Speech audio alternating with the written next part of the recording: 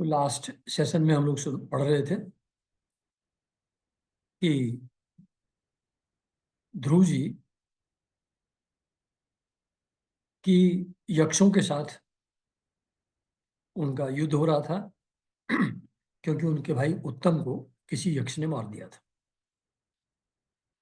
तो जो यक्षों की माया थी, जहां बादलों से पीप, खून आदि की वर्षा हो रही थी, धड़ गिर रहे थे, पहाड़ों से अलग अलग टाइप के अस्त्र गिर रहे थे और हाथी बाघ दौड़ते हुए चले आ रहे थे समुद्र उबड़ते हुए चले आ रहे थे। ये सब माया थी, मतलब एक्चुअल कुछ नहीं हो रहा था ऐसा। ऐसी माया थी यक्षों की। तो फिर ऋषि मुनि लोग आए और उन्होंने कहा कि नारायण का नाम लेने से ही ये माया समाप्त हो जाएगी। ऐसी बात सुन करके ऋषियों की,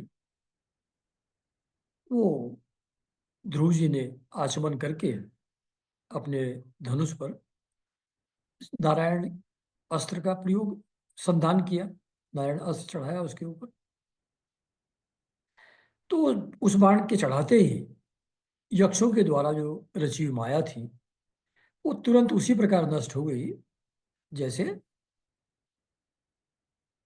विद्या के, ज्ञान के उदय होने से अविद्या और क्लेश नष्ट हो जाते हैं अविद्या और क्लेश नष्ट हो जाते हैं ज्ञान के उदय से। तो वैसे तो आप सब लोग जानते होंगे इस बात को, फिर भी थोड़ा सा और एक्सपेंड कर देता हूं। मतलब क्लेश होते क्यों हैं? जब हम सब चीजों को, जो डुअलिटी है, उसको अच्छे बुरे में के रूप में देखते हैं, द्वैत के रूप में देखते हैं सब चीजों को। किसी के प्रति राग, किसी के प्रति द्वेष होता है, उसी कारण से मोह पैदा हो जाता है, या द्वेष पैदा होकर के परेशानी पैदा हो जाती है, मानसिक मन डिस्टर्ब हो जाता है तो ये सारे क्लेश का कारण है अविद्या। यानी कि एक ही है परमात्मा, लेकिन उसको जब हम बहु रूप में देखते हैं, अलग अलग मनुष्यों के रूप में, अलग अलग जीव जंतुओं के रूप में देखते हैं, उस कारण से, उस डुअलिटी के कारण से, राग द्वेष के कारण से क्लेश पैदा होता है, सफरिंग पैदा होती है। जब ज्ञान का उदय हो जाता है, अविद्या खत्म हो जाती है, सब वही परमात्मा है ऐसा पता लग जाता है, रियलाइजेशन हो जाता है, तो फिर क्लेश नष्ट हो जाते हैं। तो ऐसा इन्होंने यहाँ लिखा है कि जिस तरीके से ज्ञान के उदय से अविद्या आदि क्लेश नष्ट हो जाते हैं, वैसे ही नारायण अस्त्र के संधान करने से, धनुष पर चढ़ाने से, वो यक्षों की माया नष्ट होगी तो उस अस्त्र से, जो नारायण का अस्त्र था, उससे राजहंस जैसे पक्ष, पंख वाले, सोने के फल वाले बड़े बड़े तीखे बाण निकले उस नारायण अस्त्र से, और वो उसी तरीके से शत्रु की सेना में घुस गए जैसे मोर घुस जाते हैं वन के अंदर। तो बहुत ही तीखी धार थी उन बाणों की उससे शत्रु लोग बहुत बेचैन हो गए। तो वो लोग और नाराज हुए, फिर यक्ष लोग, और उन्होंने फिर अत्यंत कुपित होकर के अपने अस्त्र शस्त्र फर्दर संभाले, और जैसे गरुड़ के छेड़ने से सांप उनकी ओर फन उठा करके दौड़ता है, उसी प्रकार वो भी ध्रुव पर टूट पड़े। तो सिमली देखिए यहां दे रहे हैं, गरुड़ के छेड़ने से सर्प फन उठा के दौड़ते हैं। मतलब सर्प तो गरुड़ का कुछ कर नहीं सकते, अल्टीमेटली तो गरुड़ ही उनको खा जाएगा। लेकिन क्रोध में गरुड़ के छेड़ने से वो फन उठा करके हमला करने के लिए तैयार जरूर होते हैं, तो ऐसे ही ये यक्ष भी तैयार हुए उनके ऊपर हमला करने के लिए। जैसे गरुड़ के छेड़ने से सर्प फन उठा करके उनके ऊपर दौड़ते हैं। तो ध्रुव जी की तरफ से भी बाण चलाए जा रहे थे लगातार। उससे वो यक्षों की भुजाएं, जांघें, कंधे, पेट, उदर आदि अंग प्रत्यंग सब छिन्न भिन्न हो गए और वो सब लोग ध्रुव जी के बाणों से सत्यलोक में चले गए। उस सत्यलोक में जहां ऊर्ध्वरेता मुनिगण सूर्य मंडल का भेदन करके जाते हैं। मुनि लोग बहुत कठिन तपस्या करते हैं, योग का अभ्यास करते हैं, सब चीजों से आसक्ति छोड़ते हैं। वो सब इतनी लेबर करने के बाद जो सूर्य मंडल का भेदन करके उस सत्यलोक को जाते हैं, वहां ध्रुव जी के बाणों से कटफट करके यक्ष लोग उस सत्यलोक में चले गए। तो कहीं भी जो भागवत में या दूसरे जो पुराण है हम लोगों के, उसमें युद्ध को कहीं भी निगेटिव रूप में नहीं देखा जाता ज्यादा, उसको बड़ी सुंदर रूप में देखा जाता। और यहाँ जो ये ध्रुव के बाणों से कट के सत्यलोक कैसे पहुंचे, ऐसा क्या पॉजिटिव कर्म उन लोग यक्षों ने किए हुए थे, है ना? तो मतलब भगवान के जो भक्त होते हैं, ऑब्वियसली उनके अंदर भी भगवान के कुछ गुण आ जाते हैं। तो यहाँ जैसे जो कृष्ण भगवान के सामने जो योद्धा आए थे महाभारत में, तो अर्जुन के बाणों से उन लोगों ने प्राण त्यागे कृष्ण को देखते देखते, एंड बिकॉज ऑफ दैट वो मोक्ष को प्राप्त हो गए, वो सभी वीर। यहाँ ध्रुव जी बाण चला रहे हैं और ध्रुव परम भक्त हैं भगवान के। तो परम भक्त के हाथों मारे जाना भगवान के द्वारा मारे जाने के इक्वलेंट ही हो गया। एंड बिकॉज ऑफ दैट ये जो यक्ष लोग हैं उस युद्ध के दौरान सत्य लोग को चले गए, तो उनका राम नाम सत्य हो गया। अच्छा, अब इनके जो पितामह थे, बाबा जी, पिताजी के पिताजी ध्रुव जी के, वो थे स्वांभाव मनु।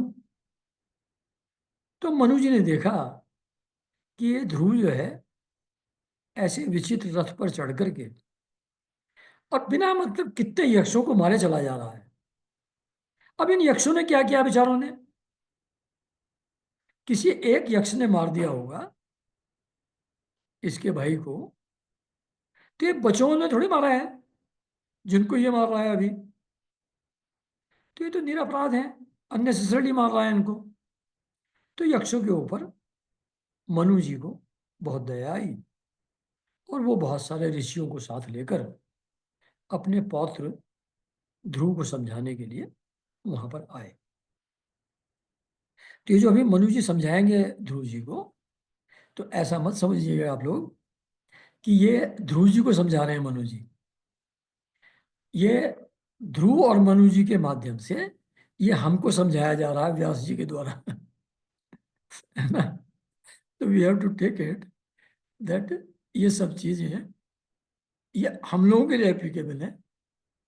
कहानी में मनु और ध्रुव का संवाद दिखा रहे हैं, but it is directed towards all of us.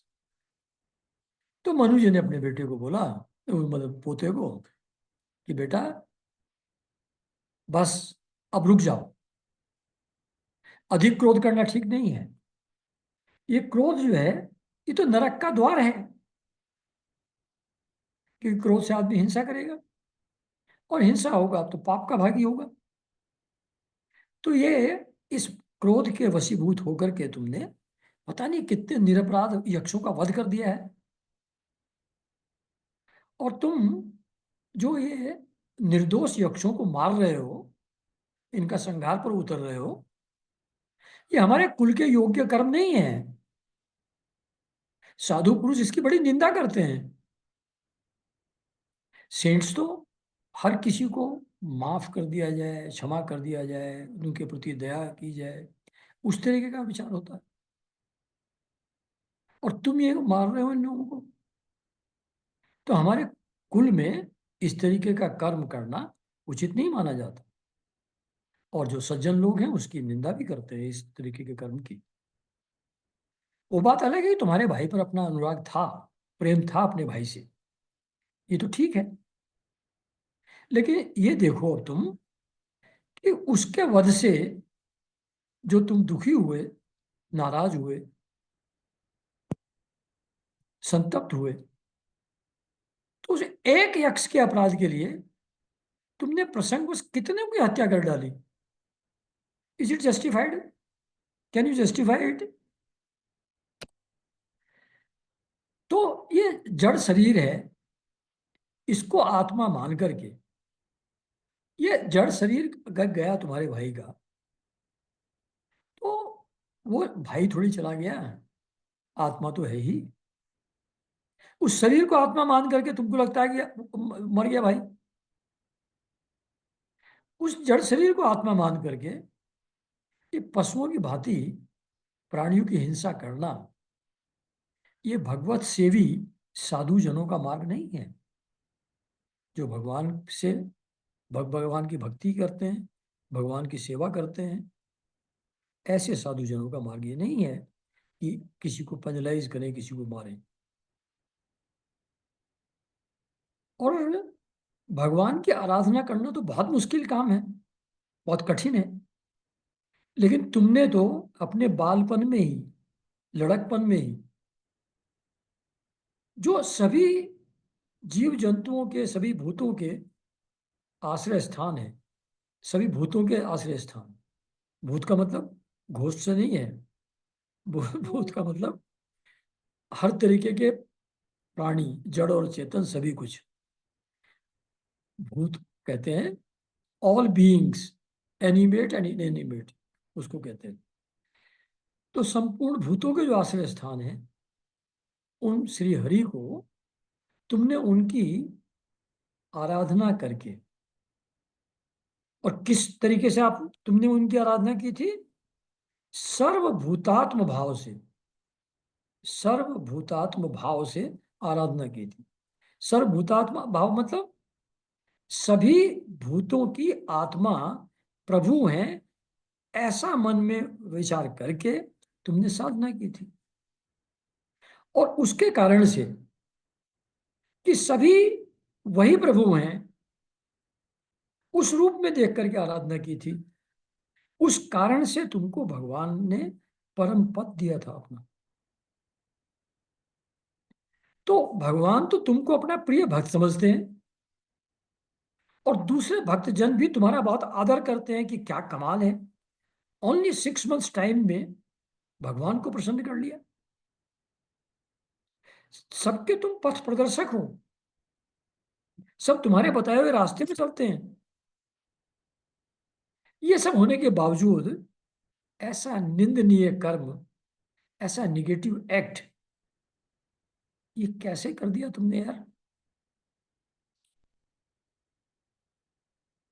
तो जो भगवान है वो तो तब प्रसन्न होते हैं जब पुरुष अपने से बड़े पुरुषों के साथ सहनशीलता दिखाए।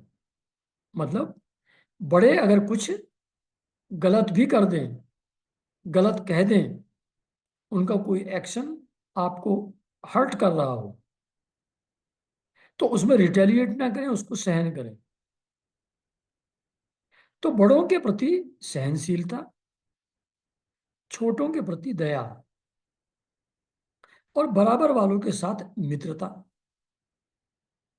तो भगवान प्रसन्न तब होते हैं जब बड़े पुरुषों के प्रति तो आप सहनशील हों, उनकी आज्ञा का पालन करें, उनका अगर कोई चीज आपको निगेटिव भी लगती है तो उसका प्रत्युत्तर न दें, सहन करें उसको, छोटों के प्रति कंपैशन, प्रेम, दया का भाव रखें, और जो अपने बराबर के लोग हैं उनके साथ मित्रता का भाव रखें, और समस्त जीवों के साथ समता का बर्ताव।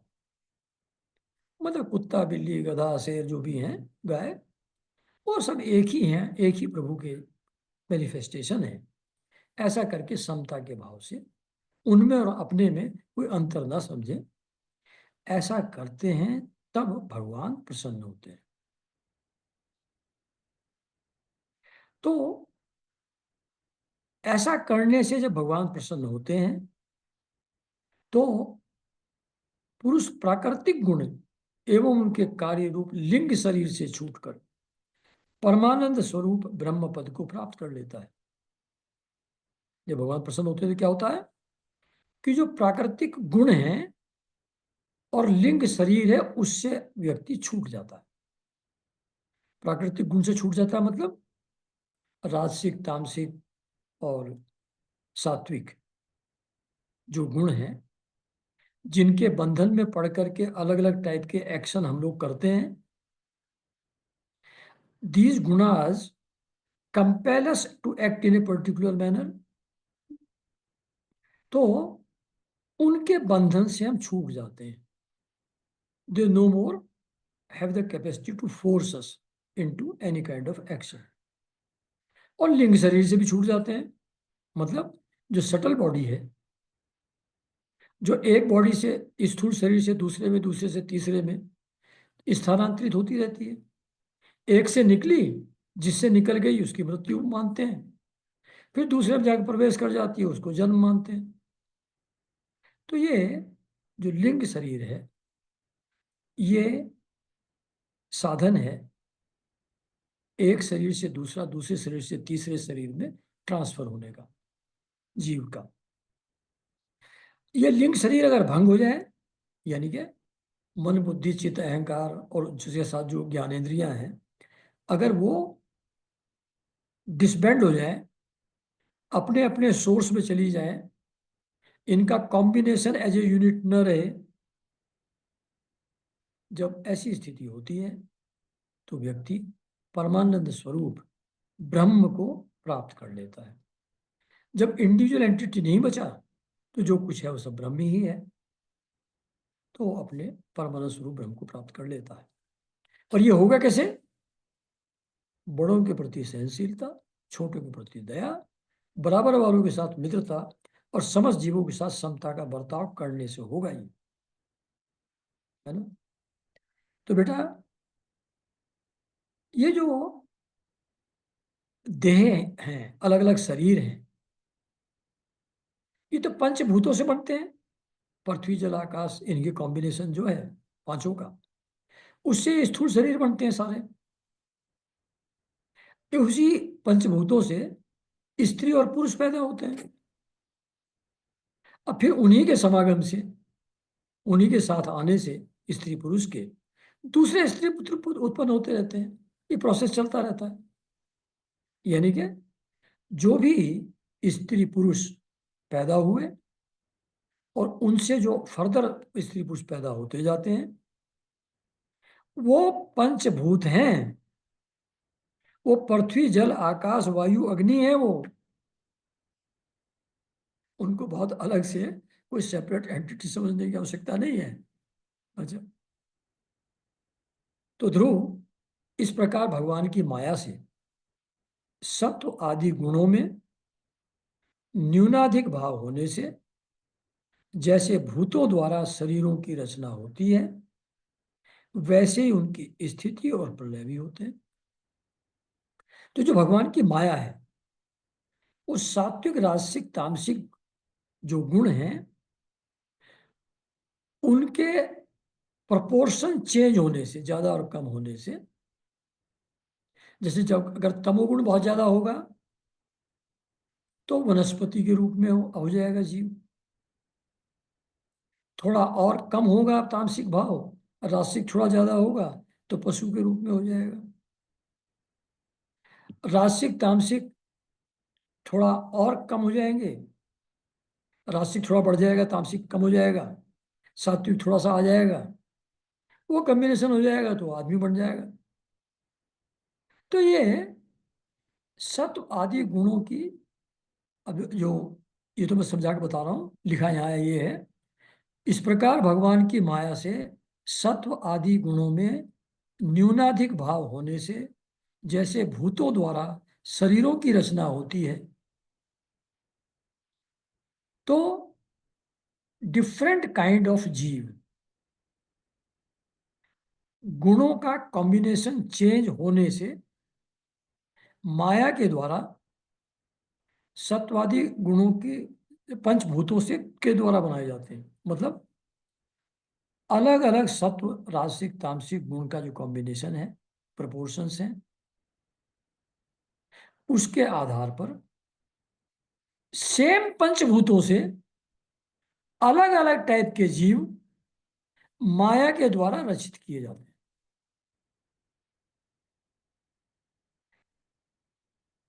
सात्विक रूप, सात्विक राजसिक ज्यादा होगा तो ह्यूमन बीइंग हो जाएगा, राजसिक तामसिक ज्यादा होगा तो पशु पक्षी हो जाएगा, तामसिक ज्यादा होगा तो वनस्पति के रूप में जीव हो जाएगा, और ज्यादा वो होगा, तामसिक गुण और प्रिडोमिनेंट हो जाएगा तो पत्थर बन जाएगा आदमी।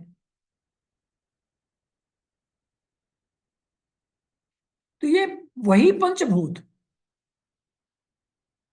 वो पत्थर के रूप में भी हैं, वही वनस्पति के रूप में भी हैं, वही पशुओं के रूप में भी हैं, वही मनुष्यों के रूप में भी हैं, वही ऋषियों के रूप में हैं, वही देवताओं के रूप में हैं, सब रूपों में वही पंचभूत हैं। उन्हीं पंचभूतों से माया बनाती है अलग अलग जीव। और जिस माया, जो माया इनको बनाती है पंचभूतों से, वही उनको कुछ समय मेंटेन रखती है, कुछ टाइम तक स्थित रखती है, और उसके बाद उनको डिस्ट्रॉय कर देती है, प्रलय हो जाता है उनका। तो ये जो पैदा हो रहे हैं, कुछ समय रह रहे हैं, उसके बाद नष्ट हो जाते हैं, उनका प्रलय हो जाता है, ये भगवान की माया से होता है।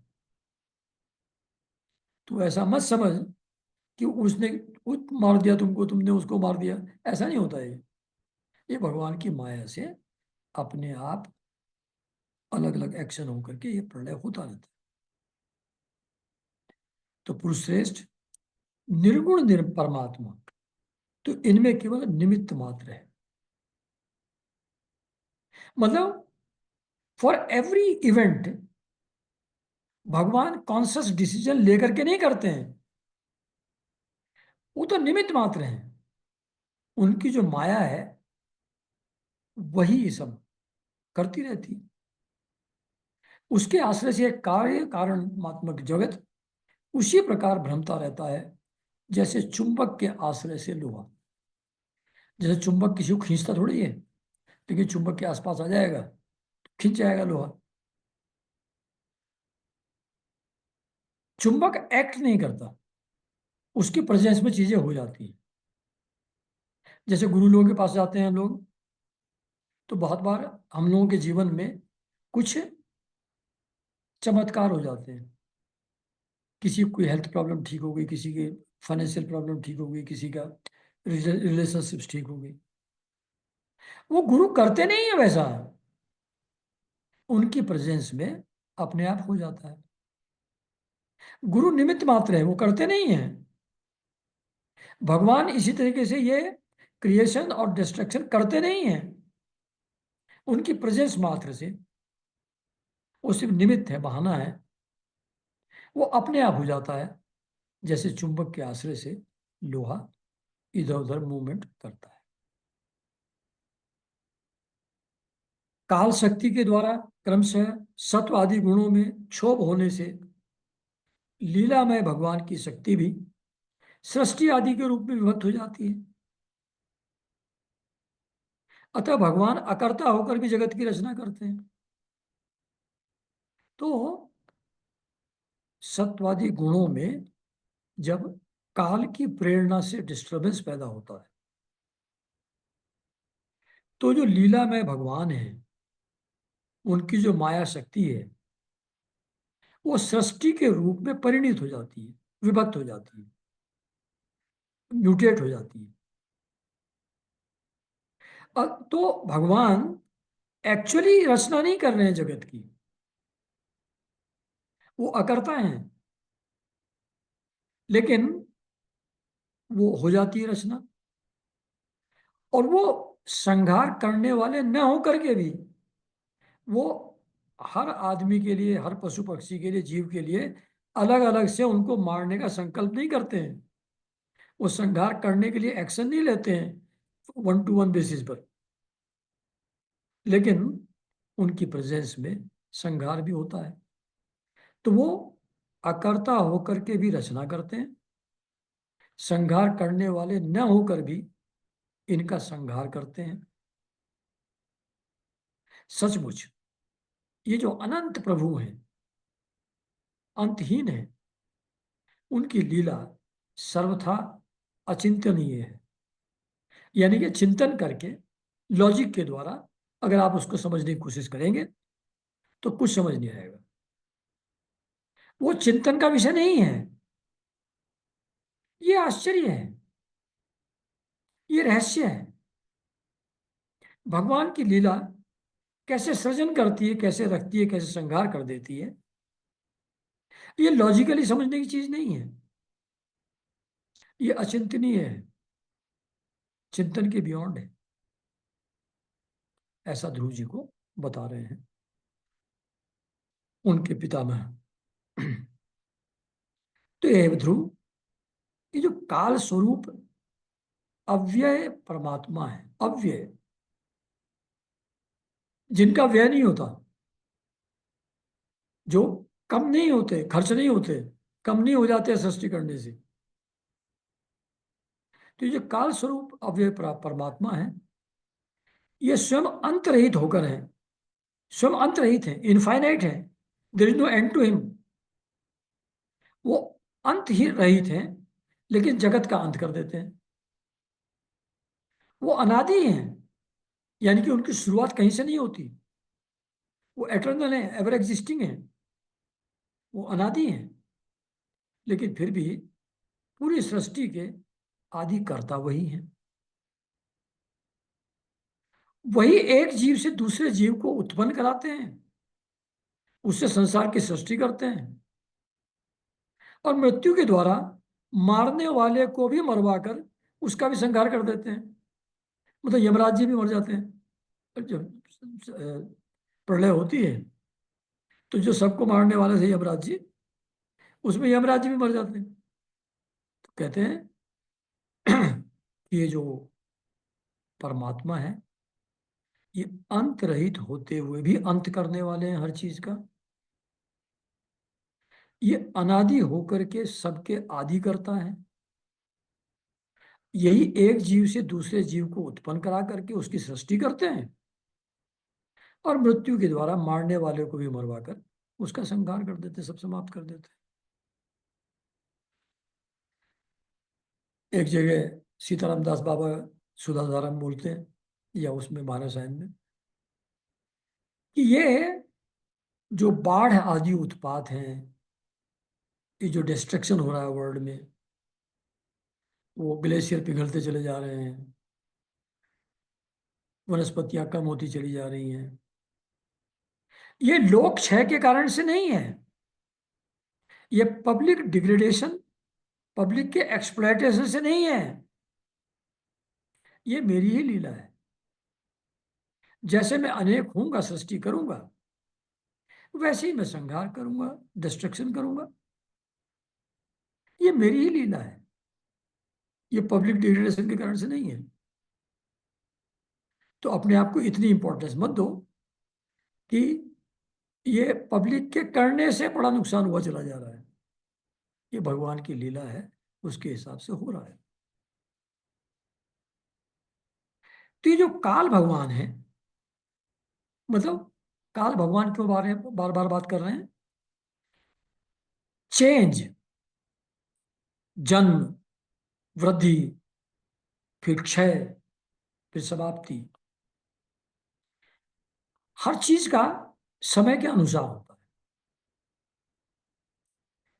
हर पेड़ पौधे की अपनी लाइफ है किसी की 2 महीने लाइफ होती है, किसी की 1 साल लाइफ होती है, किसी की 100 साल लाइफ होती है पेड़ पौधों में। ऐसे जीव जंतुओं में भी किसी की 10 साल की आयु है, किसी की 20 साल की, किसी की 30 की है। उसी हिसाब से उनकी ग्रोथ होती है, उसी हिसाब से उनकी डेथ होती है।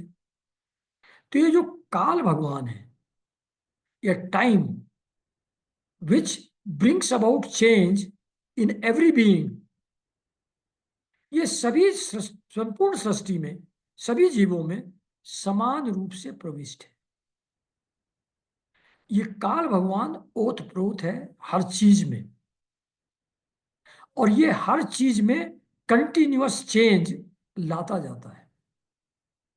बच्चे को एडल्ट में कन्वर्ट करता है, एडल्ट को मिडिल एज में कन्वर्ट करता है, फिर उसको बुढ़ापे में कन्वर्ट करता है, फिर उसको मृत्यु में कन्वर्ट कर देता है। ये काल भगवान ये सब चेंजेस लाता रहता है। तो ये सभी संपूर्ण सृष्टि में समान रूप से अनुप्रविष्ट है काल भगवान। इनका न तो कोई मित्र है, न कोई शत्रु। सबको यही पैदा करते हैं, सबको यही खत्म कर देते हैं। तो इनका कोई फेवरेट थोड़ी है, या किसी के अगेंस्ट थोड़ी है ये तो इनका लॉ है। सबको पैदा करते हैं, सबको खत्म कर देते हैं। इसलिए इनका कोई मित्र या शत्रु नहीं है काल भगवान का। और जिस तरीके से वायु जब चलती है, तेज विंड जब चलती है, तो धूल उसके साथ उड़ती है। धूल के मिलियंस ऑफ ट्रिलियंस ऑफ कण हवा में उड़ते चले जाते हैं। उसी प्रकार समस्त जीव अपने अपने कर्मों के अधीन होकर काल की गति का अनुसरण करते हैं। काल की जैसे गति होती है, उसी हिसाब से जीव का मूवमेंट होता है, वृद्धि या क्षय होता है। जैसे धूल विंड में उड़ती है, हवा में उड़ती है, वैसे काल की गति का अनुसरण करते हुए जीव अपने कर्मों के अनुसार सुख दुख आदि भोगते रहते हैं सब। तो ये जो सर्व समर्थ श्री हरि हैं, भगवान हैं, ये कर्म बंधन में बंधे हुए जीव की आयु की वृद्धि और क्षय का विधान करते हैं। जीव के लिए एक सेल्फ रेगुलेटेड सिस्टम बनाया उन्होंने, कर्म और कर्म फल का। तो उस कर्म बंधन से बंधे हुए हैं सभी जीव, उस लॉ से गवर्न होते हैं वो। उसी के हिसाब से जीव की आयु की वृद्धि और क्षय का विधान करते हैं। परंतु जो भगवान है खुद, वो इन दोनों से रहित हैं। न उनकी वृद्धि होती, न उनकी क्षय होता। वो हमेशा एक समान, एक रस है, और अपने स्वरूप में स्थित रहते हैं भगवान हमेशा। उनके अंदर कोई क्षोभ, उनके अंदर कोई डिस्टर्बेंस पैदा नहीं होता है। इसी परमात्मा को, कौन सा परमात्मा? जो अकर्ता होकर के भी करता है, संहार ना करते हुए भी सबका संहार करता है, जो काल को भी मृत्यु के द्वारा मरवा करके समाप्त कर देता है। तो ये जो ऊपर बताया गया परमात्मा की क्वालिटीज, इसी परमात्मा को मीमांसक लोग कर्म कहते हैं। चारवाक लोग जो eat drink and B Mary का फॉलो करते हैं प्रिंसिपल, चारवाक लोग उसी को स्वभाव कहते हैं, भगवान को ही। वैशेषिक मत अवलंबी उसको काल कहते हैं। ज्योतिषी उसी को देव कहते हैं। जो ग्रह रहते हैं, तो वो ज्योतिषी, वो जो नवग्रह हैं, वही सबकी लाइफ को कंट्रोल कर रहे हैं। ज्योतिष में ये नियम है। तो उस भगवान को ही ज्योतिषी देव कहते हैं, और काम शास्त्री उसी को काम कहते हैं। तो जिस तरीके का भी थिंकिंग प्रोसेस किसी का है, उसका जो सेंट्रल चीज है वो परमात्मा ही है। उसी परमात्मा को कोई कर्म कहता है, कोई स्वभाव कहता है, कोई काल कहता है, कोई देव कहता है, कोई काम कहता है। उसी परमात्मा। वे किसी भी इंद्रिया या प्रमाण के विषय नहीं है। मतलब भगवान को किसी भी इंद्रिय के द्वारा परसीव नहीं किया जा सकता। आंख कान नाक के द्वारा भगवान को हम नहीं जान सकते, और उसका प्रूफ भी कोई दूसरी चीज उसको प्रूव नहीं कर सकती। वो किसी इंद्रिय या प्रमाण के विषय नहीं है। और महद आदि अनेक शक्तियां भी उन्हीं से प्रकट हुई हैं। मतलब महद तत्व, फिर त्रिविध अहंकार, फिर पंचभूत पंच तन्मात्राएं मात्राएं, ये जो सारी चीजें हैं, ये सब उन्हीं भगवान से प्रकट हुई। वे क्या करना चाहते हैं, इसको संसार में कोई नहीं जानता। वो क्या करना चाहते हैं ये भी हम नहीं जान सकते। तो हमारा जो सोर्स है, मूल कारण है, उसको तो हम जान ही कैसे सकते हैं। उसके एक्शन को भी नहीं जान सकते। उसको जानने की तो बात ही छोड़ दो। उसको जानने का कोई तरीका नहीं है भगवान को। तो बेटा, ऐसे हैं भगवान, जिनकी आराधना करके तुमने उनको प्रसन्न किया था। ऐसे हैं भगवान। और बेटा, ये कुबेर के जो अनुचर हैं, उनके जो सेवक हैं, ये तुम्हारे भाई को मारने वाले नहीं है ये। क्योंकि मनुष्य के जन्म मरण का वास्तविक कारण तो ईश्वर है। अपेरेंटली लगता है कि यक्ष ने तुम्हारे भाई को मार दिया। अरे ऐसे कैसे मार देगा? अगर उसकी मृत्यु ना होती, उस समय नहीं होनी होती, तो यक्ष मार पाता उसको? वही ना मार देता यक्ष को उल्टा। तो उसकी मृत्यु का योग था, मर गया वो। तो ये जो मृत्यु का कारण है तुम्हारे भाई का, वो यक्ष नहीं है, वो तो निमित्त है। वास्तविक कारण तो ईश्वर है। तो क्यों तू बिना मतलब नाराज हुआ चला जा रहा है यक्षों से? एकमात्र वो जो भगवान है, वही संसार को रचता है, वही पालता है, और वही नष्ट कर देता है। ये सब सृष्टि, स्थिति और लय, रचना, पालन और नष्ट करना, ये सब एकमात्र वही परमात्मा करते हैं। लेकिन अहंकार शून्य होने के कारण इसके गुण और कर्मों से वह सदा निर्लेप रहता है। भगवान के अंदर डुअरशिप नहीं है, अहंकार नहीं है। उस कारण से ये सब करते हुए भी इन चीजों से वो बंधता नहीं है। गुण से बनता नहीं है, कर्म से बनता नहीं है। मतलब अगर तुम भी अहंकार शून्य होकर के रहते, मैं उनको ठीक करूंगा जिसने मेरे भाई को मारा है, ये तो अहंकार है। तो इस कर्म से बंध जाएगा तू, इसका फल भोगना पड़ेगा। तो भगवान अहंकार शून्य के कारण से ये सब कुछ करते हुए भी गुण और कर्मों से लिप्त नहीं होते, निर्लेप रहते हैं, अछूते रहते हैं। तो यहां ये लिखा नहीं है, पर कहने का मतलब यह है कि अगर तुम भी अहंकार शून्य होते, अहंकार शून्य होकर के कार्य करो, तो तुम भी किसी कर्म से बंधोगे नहीं। तो वो जो भगवान है, वही संपूर्ण प्राणियों के अंतरात्मा है, वही उनके नियंता हैं, कंट्रोलर हैं, वही उनकी रक्षा करने वाले हैं, वही अपनी माया शक्ति से समस्त जीवों का सृजन, पालन और संहार करते हैं। तो ये परमात्मा अपनी माया शक्ति से सब करते हैं, सृजन भी, पालन भी, संहार भी। तुम ऐसा क्यों समझ रहे हो कि यक्ष ने मार दिया तुम्हारे भाई को और तुम उनका बदला ले लोगे? तो ये तो मूर्खता है।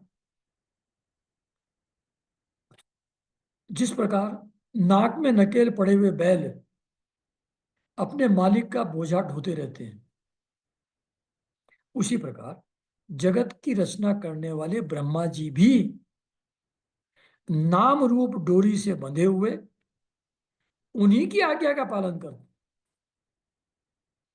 मतलब ब्रह्मा जी जो सृष्टि कार्य में नियुक्त किए गए हैं, वो भगवान के द्वारा किए गए हैं, परमात्मा के द्वारा किए गए हैं। वो भी उनके आदेश का पालन कर रहे हैं। वो भी बंधे हुए हैं, वो भी फ्री नहीं है। ब्रह्मा जी भी, वो उन्हीं परमात्मा की आज्ञा का पालन करते हुए सृष्टि करते हैं। वो परमात्मा अभक्तों के लिए मृत्यु रूप है और भक्तों के लिए अमृत रूप है, और संसार के एकमात्र आश्रय भगवान ही हैं। तो तुमने 5 वर्ष की अवस्था में ही अपनी सौतेली माँ के जो कटु वचन थे, वाग बाण थे, उनसे हर्ट होकर के, उनसे मर्माहत होकर के अपनी माँ की गोद को छोड़ करके तुम वन को चले गए थे। वहां तपस्या की तुमने, और भगवान को प्रसन्न करके त्रिलोकी के ऊपर ध्रुव पद तुमने प्राप्त किया। और जो तुम्हारे वैरभावहीन सरल हृदय में वात्सल्य वश विशेष रूप से विराजमान हुए थे, उस समय तुम्हारे अंदर वैर भाव नहीं था, तो तुम्हारे हृदय में वो भगवान आकर के विराजमान हो गए थे। उन निर्गुण अद्वितीय अविनाशी और नित्य मुक्त परमात्मा को अध्यात्म दृष्टि से अपने अंतःकरण में ढूंढो। अभी क्या हुआ था, वो दिखा रहे थे, रामायण दिखा रहे थे, अभी कल परसों का एपिसोड था। तो सीता जी जमीन में चली गई, पृथ्वी माता आ गई और वो अपने साथ सिंहासन में बैठा के उनको अंदर लेके चली गई। तो बहुत नाराज हो गए रामचंद्र जी, और रामचंद्र जी का अब कुछ नहीं, अब सब मर्यादा वर्यादा की ऐसी की तैसी, अब मैं इस पूरे संसार को, पूरी पृथ्वी को, सबको नष्ट कर डालूंगा, है ना। ऐसा क्रोध में भर करके रामचंद्र जी अपना धनुष धनुष लेकर के चल पड़े। तो ब्रह्मा जी, शंकर जी, उनको लगा यार बड़ा गड़बड़ हो जाएगा, ये क्या हो रहा है। तो उपस्थित हुए वो लोग, और फिर शंकर भगवान ने उनसे कहा कि तुम जरा आंख बंद करके अपने अंदर देखो सीता जी की स्थिति। आंख बंद करके देखते हैं, ध्यान लगा करके रामचंद्र जी, शंकर भगवान के कहने से। तो वो तो वैकुंठ लोक में बैठी हुई है, आराम से मस्ती कर रही है। फिर कहते हैं अब तुम मेरी आंखों में देखो और अपना स्वरूप पहचानो। फिर रामचंद्र जी उनकी आंखों में देखते हैं, तो देखते हैं वो तो वैकुंठ लोक में विष्णु भगवान के रूप में बैठे हुए खुद। तो उस निर्गुण अद्वितीय अविनाशी और नित्य मुक्त परमात्मा को अध्यात्म दृष्टि से अपने अंतःकरण में ढूंढो। ये एक एक्सटर्नल परिस्थिति को देख करके, ये तो तुम क्रोध के वश होकर के संघार पर उतर आए हो, जरा शांत होकर के अपने अंतःकरण में देखो। वहां वही निर्गुण, अद्वितीय, अलोन, अविनाशी, एटर्नल, नित्य मुक्त, एवर फ्री, वो परमात्मा जिनके ये गुण हैं, वो तो तुम्हारे अंदर है। उसी से सब ये खेल चल रहा है, उसी से सृष्टि स्थिति और लय हो रही है। तो तुम उनको अपने अंतःकरण में ढूंढो। ये जो भेदभाव में प्रपंच है बाहर, ये जो अलग अलग टाइप के इवेंट्स और घटनाएं बाहर होती रहती हैं, दिखती हैं, ये एक्चुअली है नहीं। ये भेदभावमय प्रपंच जो है, ये न होने पर भी उसी परमात्मा में प्रतीत हो रहा है, और वो परमात्मा तुम्हारे अंतःकरण में है। तुम शांत होकर के अपने अंतःकरण में उस परमात्मा को अनुभव करो। ऐसा करोगे तो सर्वशक्ति संपन्न परमानंद स्वरूप सर्वांतर्यामी भगवान अनंत में तुम्हारी सुदृढ़ भक्ति होगी। अगर अपने अंतःकरण में ढूंढोगे, बाहर से अपनी इंद्रियों को हटा लोगे, मन से अंदर से काम क्रोध मद लोभ भय दूर कर दोगे, तो क्या होगा? सर्वशक्ति संपन्न, ऑल पावरफुल परमानंद स्वरूप, जिसका स्वरूप ही, वेरी नेचर ही परम आनंद है, और जो सर्वांतर्यामी है, सबके अंदर जिनका निवास है, ऑल परवेडिंग जो है, वो भगवान अनंत, जो इनफाइनाइट है, उस भगवान में जो सर्वशक्ति संपन्न है, परमानंद स्वरूप है, सर्वांतर्यामी है, अनंत है, उनमें तुम्हारी सुदृढ़ भक्ति हो जाएगी अगर तुम उनको शांति से बैठ करके अपने अंतःकरण में ढूंढो। जब भक्ति हो जाएगी तुम्हारे अंदर पैदा, तो उसके प्रभाव से तुम मैं और मेरेपन के रूप में दृढ़ हुई अविद्या की गांठ को काट डालोगे। अभी तुम्हारे अंदर sense of I and mine है। तुम भाई को अपना समझ रहे हो, माइन समझ रहे हो, और तुम बदला लेने वाले हो, तुम अपने आप को मैं समझ रहे हो। ये I and mine, me and mine, मैं और मेरेपन का जो अज्ञान है, अविद्या है, क्योंकि मैं तो कुछ होता ही नहीं। जैसे मैं पिछली बार कह रहा था कि आज इस शरीर में हैं हम, कुछ समय बाद दूसरे शरीर में होंगे, फिर उस शरीर को कहेंगे हम वो हैं, फिर अफ्रीका में पैदा होंगे, फिर वहां उस शरीर को कहेंगे हमें, यूरोप में पैदा होंगे, फिर गोरे हो जाएंगे वहां वो हमें, फिर उधर पैदा हो गए तिब्बत में, फिर वैसे लामा टाइप के हो गए। तो ऐसे अलग अलग रूप में दिखते हैं, कहीं गए थोड़े ही हैं, कोई खत्म थोड़ी होता है, अलग अलग शरीर धारण करते रहते हैं। अब इस शरीर को कह रहे हैं ये मैं हूं, फिर दूसरे शरीर को कहेंगे ये मैं हूं, फिर तीसरे शरीर को कहेंगे ये मैं हूं, फिर चौथे शरीर को कहेंगे मैं हूं, फिर हाथी बन गए, हाथी को कहेंगे ये मैं हूं। तो तुम कौन हो? तो फ्लक्स में है ही नहीं, कंटिन्यूसली चेंजिंग है, it is all in flux. तो मैं जैसी कोई चीज नहीं है, ये शरीर में नहीं है, ये तो चेंज होता रहता है। ऐसे ही आज प्रेजेंट सेट जो है, घर है, रिश्तेदार हैं, उनको आज कह रहे हैं मेरे हैं, फिर थोड़ी देर बाद किसी दूसरे सेट को कहेंगे ये मेरे हैं, फिर तीसरे सेट को कहेंगे ये मेरे हैं, वहां की प्रॉपर्टी मेरी है। तो ये भी फ्लक्स में है।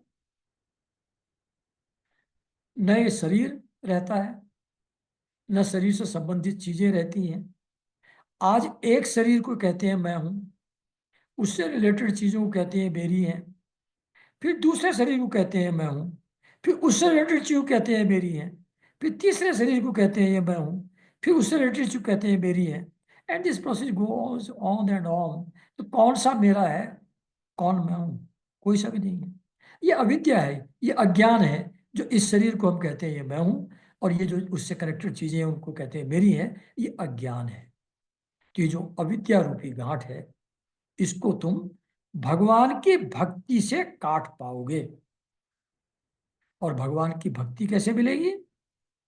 उसको अंतःकरण में ढूंढने से, है जी।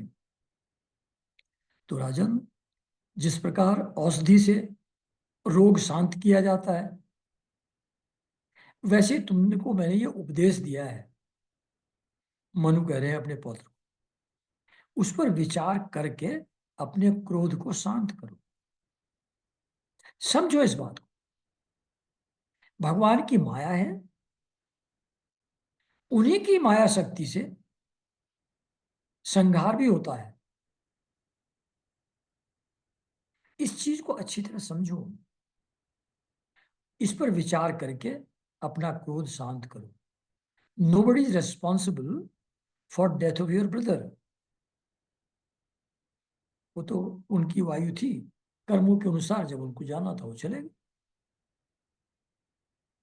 वो निमित्त मात्र था यक्ष, उसने नहीं मारा है, मारने वाला तो ईश्वर है।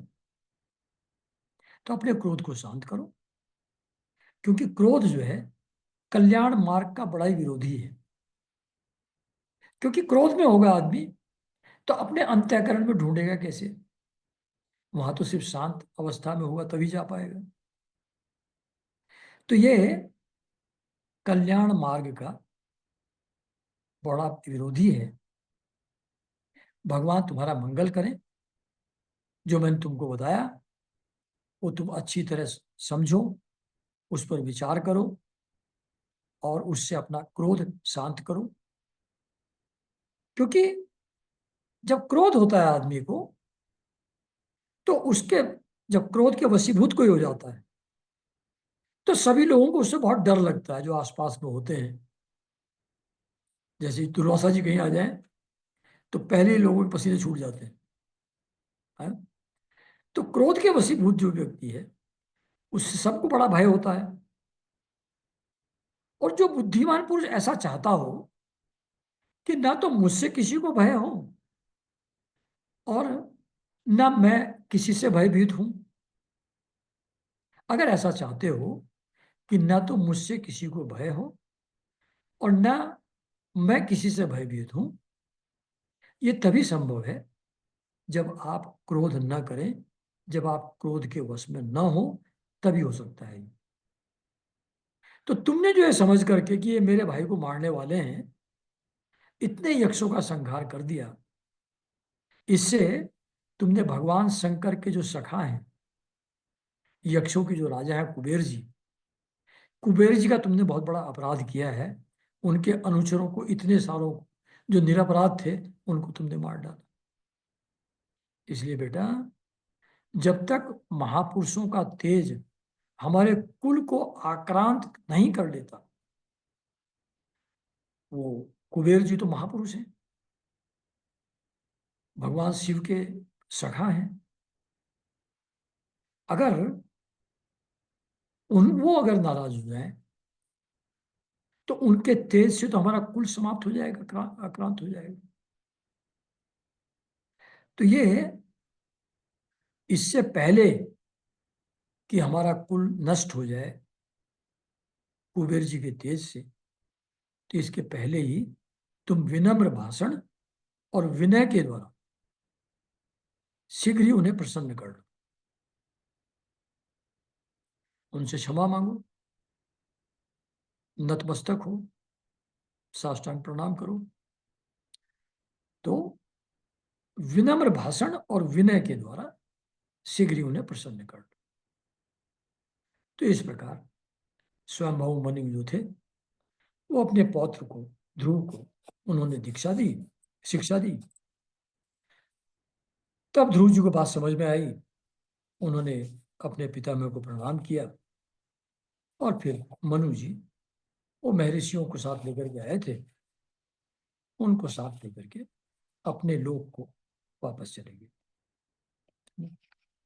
तो यहाँ पर ये चैप्टर 11 समाप्त होता है और फिर नेक्स्ट संडे फिर कुबेर जी प्रकट होते हैं, ध्रुव जी को वरदान देते हैं, फिर ध्रुव जी को विष्णु लोक की प्राप्ति होती है। तो ये जो